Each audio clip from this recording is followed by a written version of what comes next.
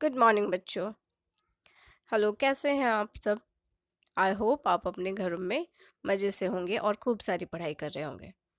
चलिए, आज हम लोग नया टॉपिक पढ़ेंगे, ग्रामर का नया टॉपिक। और स्क्रीन पे आप देख सकते हैं, the new topic is direct and indirect narration, और इनडायरेक्ट स्पीच भी कहते हैं इसको, डायरेक्ट एंड इनडायरेक्ट स्पीच भी कहते हैं। चलिए सबसे पहले हम लोग समझने का कोशिश करते हैं कि ये डायरेक्ट स्पीच होता क्या है। तो जैसे आप देख सकते हैं, डायरेक्ट स्पीच में होता यह है that the message of the speaker is conveyed or reported in his own actual words without any change।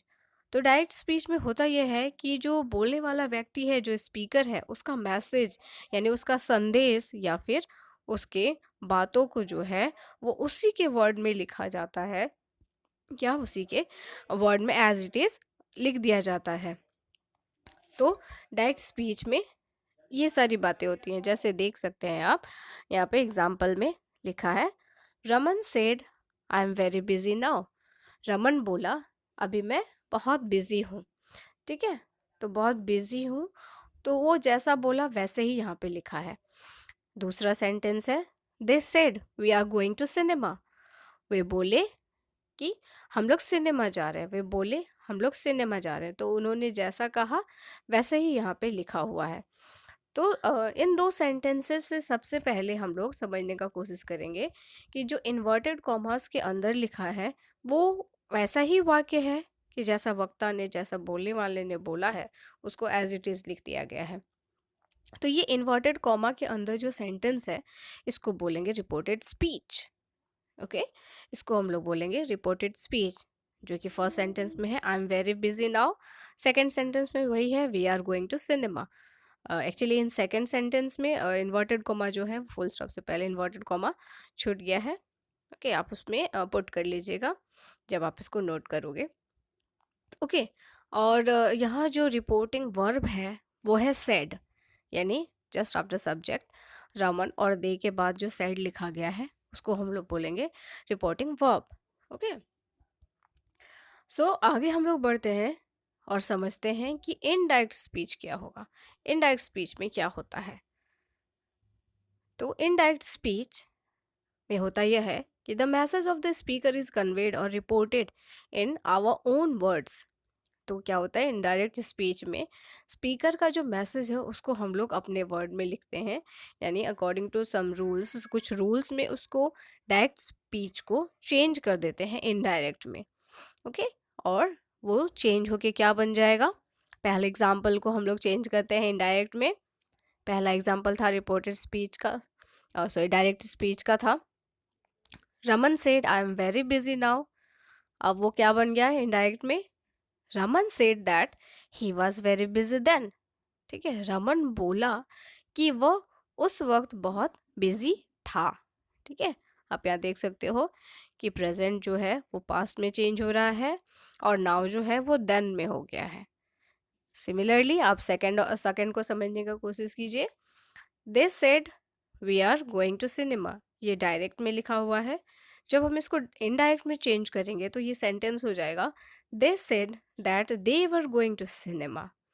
Okay, तो उन्होंने कहा कि वे सिनेमा जा रहे थे। यहाँ कुछ चेंजेस आपको दिख रहे होंगे। पास्ट को प्रेजेंट में चेंज किया गया है, दैट लिखा गया है, और क्या क्या हो रहा है चेंजेस, चलिए समझते हैं। तो क्या ऐसे मेन पॉइंट्स है जिसको हमेशा हमें माइंड में रखना पड़ेगा जब हम लोग डायरेक्ट को चेंज करेंगे। तो सबसे पहले समझते हैं, first point is that all inverted commas or quotation marks are omitted and the sentence ends with a full stop। तो हम लोग इसके एग्जाम्पल्स को पहले यहाँ से समझने का कोशिश करेंगे। आप देख सकते हैं कि जब इनडायरेक्ट सेंटेंस आया है तो उसमें सारा इन्वर्टेड कॉमास जो है वो हट गया है, यानी कोटेशन मार्क्स हट गए हैं, और सेंटेंस जो है वो सिर्फ एक फुल स्टॉप से एंड हो रहा है। साथ ही साथ conjunction that is added before the indirect statement. Okay, so indirect statement से पहले दैट का यूज़ कर दिया गया है। सेड के बाद जो कॉमा था वो हट गया है, यानी रमन सेड के बाद कॉमा है डायरेक्ट स्पीच में, वो कॉमा इनडायरेक्ट में हट गया है और उसका प्लेस दैट ने ले लिया है। साथ ही साथ उसका इन्वर्टेड कॉमास भी हट गया है। अब देखते हैं नेक्स्ट पॉइंट क्या है। नेक्स्ट पॉइंट जो है वो कहता है that the pronouns I and we, the pronouns I and we change to he and they. Okay, जो प्रोनाउंस आई और वी है वो चेंज हो गया है ही और दे में। ऐसा इसलिए हुआ है बच्चों, आप देख सकते हो यहाँ पे मैं बात कर रही हूँ, यहाँ प्रोनाउंस जो हैं ये दोनों प्रोनाउंस की बात हो रही है, फर्स्ट और सेकंड, जो डायरेक्ट और इनडायरेक्ट के एग्जाम्पल्स हैं उनमें जो आई और वी आया है, यानी रिपोर्टेड स्पीच का आई और वी जो आया है उसके बारे में हम लोग बात कर रहे हैं। अब यहाँ देख सकते हैं वी, ओके, ये भी, चलिए, तो आई और वी जो है ये चेंज हो गया है ही और दे में, ही और दे में। ओके, दिख रहा है? यस। सो इसको हम लोग चेंज किए हैं, इसके भी कुछ रूल्स हैं जिसके बारे में हम आगे वीडियोस में करेंगे। तो आप समझिए, यहाँ पे सिंपल इतना आप समझ लीजिए कि रमन सेड, रमन बोला, ये डायरेक्ट में था कि मैं बहुत बिजी हूँ। तो जब हम लोग इसको इनडायरेक्ट में किया हमने, तो हमने क्या किया, उसके वाक्य को थोड़ा सा चेंज कर दिया। ठीक है, उसको इनडायरेक्ट में बोला, ये रमन ने कहा कि वह उस वक्त बहुत बिजी था। ठीक है, तो Raman, Raman is a noun, Raman क्या है, नाउन है। और उसके लिए जब हम लोग किसी प्रोनाउन का यूज करेंगे तो वो क्या हो जाएगा, रमन के लिए क्या प्रोनाउन लिखेंगे बच्चों, ही। ठीक है, बिकॉज इज अ बॉय, तो रमन के लिए हमने यहाँ पे ही लगा दिया है। सिमिलरली आप यहाँ पे देख सकते हो, they said we are going to cinema, तो वे बोले हम सिनेमा जा रहे हैं। तो जब हमने इसको चेंज किया इनडायरेक्ट में तो क्या लिख दिया, they said that they were going to cinema, वे बोले कि वे सिनेमा जा रहे हैं। तो जब हम लोग वे का बात कर रहे हैं तो वे के लिए क्या लिखेंगे, दे। ठीक है, वे सिनेमा जा रहे थे, सॉरी।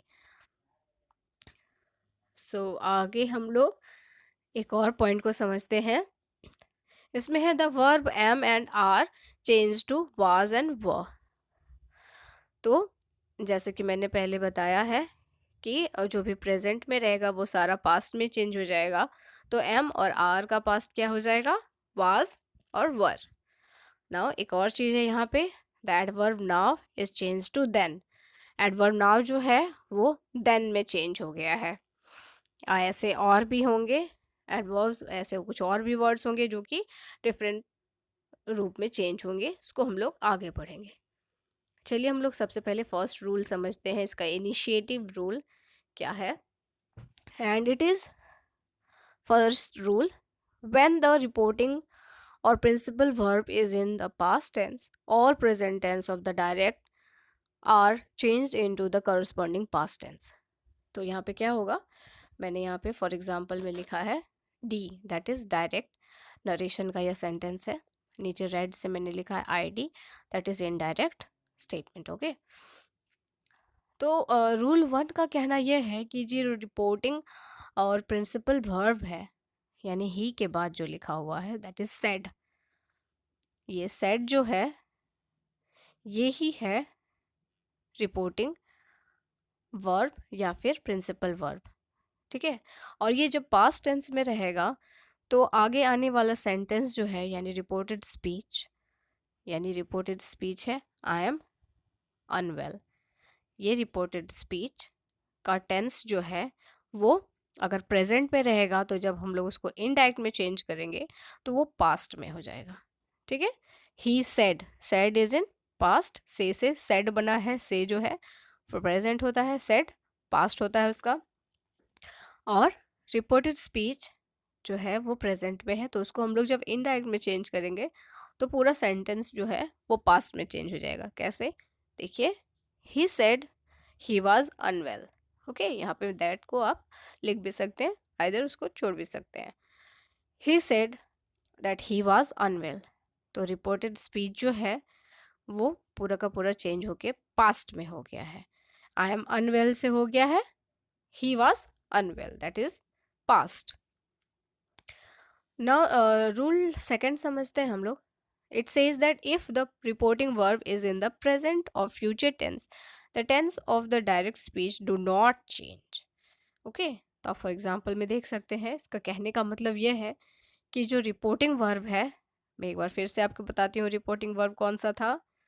देखिए आप, से या विल से विल से, यही है रिपोर्टिंग वर्ब। ओके, सो जो ये रिपोर्टिंग वर्ब है, अगर ये प्रेजेंट या फ्यूचर में रहेगा तो सेज जो है वो प्रेजेंट हो जाएगा, विल से क्या हो जाएगा बच्चों, फ्यूचर में हो जाएगा। Very good.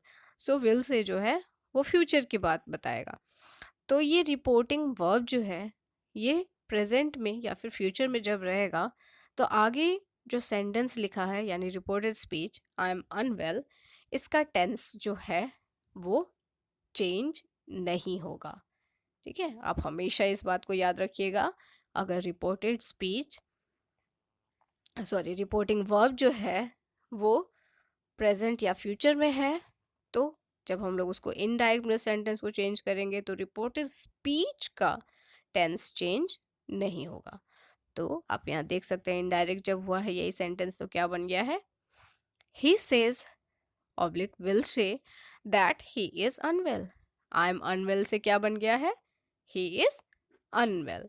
तो यहाँ पे वर्ब जो चेंज हुआ, वर्ब का टेंस चेंज नहीं हुआ। आई एम जो है वो ही इज बन गया, तो वो प्रेजेंट में ही रह गया, है ना। Now let's move to the third one. Third rule क्या कहता है, थर्ड रूल इसका कहता है that the tense in indirect speech is not changed if the words within the quotation marks talk about a universal truth or habitual action। ठीक है, इसका मतलब ये है कि अगर रिपोर्टेड स्पीच यानी जो कोटेशन इन्वर्टेड कॉमा के अंदर जो सेंटेंस लिखा गया है, अगर वो किसी यूनिवर्सल ट्रूथ के बारे में बात करता है, तो जो कि सत्य है, ब्रह्मांड ये सत्य है, तो हम लोग उसका टेंस चेंज नहीं करेंगे। जब हम इनडायरेक्ट में आएंगे तो उसका टेंस चेंज नहीं करेंगे, चाहे वो रिपोर्टिंग वर्ब में पास्ट हो, प्रेजेंट हो या फ्यूचर हो। ठीक है, उससे हमें कोई फ़र्क नहीं पड़ता। हमें यह देखना है कि रिपोर्टेड स्पीच जो है, यानी we can not live without water जैसे यहाँ पे लिखा है, ये क्या है, यह एक सत्य है, हम पानी के बिना जिंदा नहीं रह सकते। ठीक है, तो ये इसका जब हम इनडायरेक्ट चेंज करेंगे तो उसका टेंस को चेंज बिल्कुल भी नहीं करेंगे। So what it says, first यहाँ पे डायरेक्ट लिखा हुआ है दे सेड, एक्चुअली वहाँ पे द सेड लिखा गया है, यहाँ पे होगा they said we can not live without water.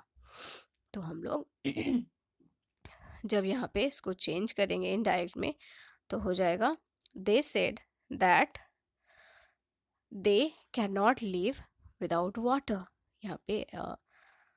यहाँ पे वी की जगह पे दे लिखिएगा, एक्चुअली यहाँ पे दे हो जाएगा। Okay, this we will be they, so by mistake it is written। so इसका करेक्ट इनडायरेक्ट मैं फिर से बोल दूंगी, ये हो जाएगा they said that they cannot live without water। उन्होंने कहा कि वे पानी के बिना जीवित नहीं रह सकते। ओके, जीवित नहीं रह सकते, कोई भी पानी के बिना जीवित नहीं रह सकता है। ओके, तो यहाँ पे और भी बहुत सारे यूनिवर्सल ट्रूथ हो सकता है, जैसे दे सेड, अगर मान लीजिए यहाँ पे लिखा होता they said 2 and 2 is 4, so 2 and 2 4 होते हैं और ये हमेशा ही सच रहेगा, ये कभी भी चेंज नहीं हो सकता है। तो इसी को अगर हम लोग चेंज करते तो ये क्या हो जाता, दे said that 2 and 2 is 4। Okay, चलिए अब हम लोग रूल 4 की ओर बढ़ते हैं। दैट इज़, ये रूल 4 जो है वो हम लोग नेक्स्ट वीडियो में डिस्कस करेंगे। बस मैं यहाँ पे आपको दिखा दे रही हूँ कि रूल 4 यानी नेक्स्ट रूल में हमें क्या पढ़ना है। That is simple present tense changes to simple past. सारा का सारा सिंपल जो टेंस होगा वो पास्ट टेंस में चेंज हो जाएगा, यानी जो रिपोर्टेड स्पीच का टेंस होगा वो अगर सिंपल प्रेजेंट में है तो वो चेंज होके सिंपल पास्ट में बन जाएगा। तो इसके बारे में हम लोग अगले वीडियो में पढ़ेंगे। तो आज की वीडियो में बस इतना ही। आप इसका कॉन्सेप्ट को वीडियो को 1-2 बार और देखिए और थोड़ा कॉन्सेप्ट को समझने का कोशिश कीजिए। आगे हम लोग और भी रूल्स के बारे में अगले वीडियो में पढ़ेंगे। So children, keep on studying, समझते रहिए and thank you for listening.